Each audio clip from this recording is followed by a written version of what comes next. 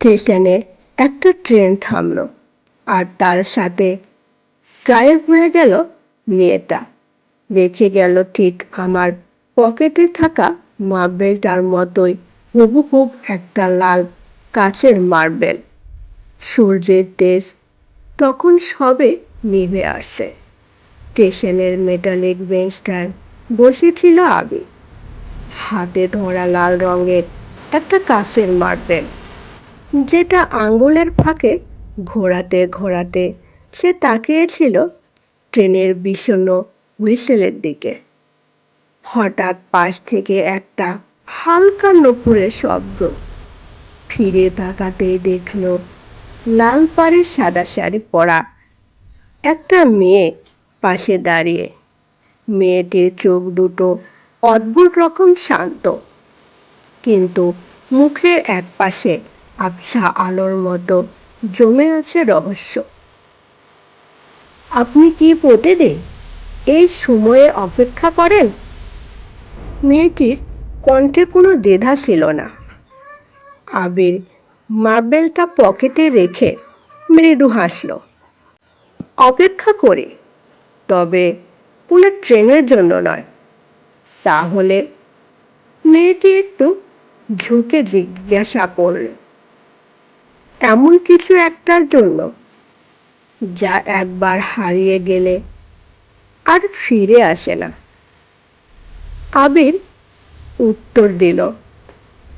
মেয়েটি কিছু সময় চুপ করে রইল। দূরে প্ল্যাটফর্মের আলোটা ধপ করে জ্বলে উঠল। তারপর একটা দীর্ঘশ্বাস ফেলে মেয়েটি বলল, তাহলে তো আপনার আর আমার গল্পটা একই রকম। আমরা দুজনে এমন কিছুর পেছনে ছুটছি যার শেষটা আমরা নিজেরাও জানি না। ঠিক তখনই একটা মালবাহী ট্রেন বিকট শব্দে স্টেশনে ঢুকে পড়ল। ধোঁয়া আর শব্দে মেঘে ঢাকা পড়ে গেল চারপাশ।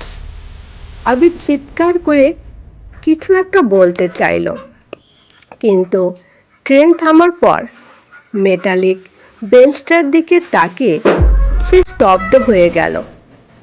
পাশে কেউ নেই, শুধু বেঞ্চের উপর পড়ে আসে একটা ছোট লাল কাচের মার্বেল, ঠিক আবিরের পকেটে থাকা মার্বেলটার মতো। ট্রেনটা চলে যাওয়ার পর প্ল্যাটফর্মের বাতাসে ভেসে এলো সেই চেনা নূপুরের শব্দ। আবির পেছনে ফিরে তাকালো না, শুধু পকেটের মার্বেলটা আর হাতের মার্বেলটা পাশাপাশি রাখলো। দুটোই একদম এক।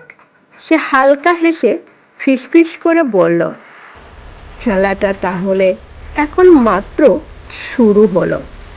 কিছু গল্প শেষ হয়েও শেষ হয় না, শুধু থেকে যায় উত্তরহীন কিছু প্রশ্ন।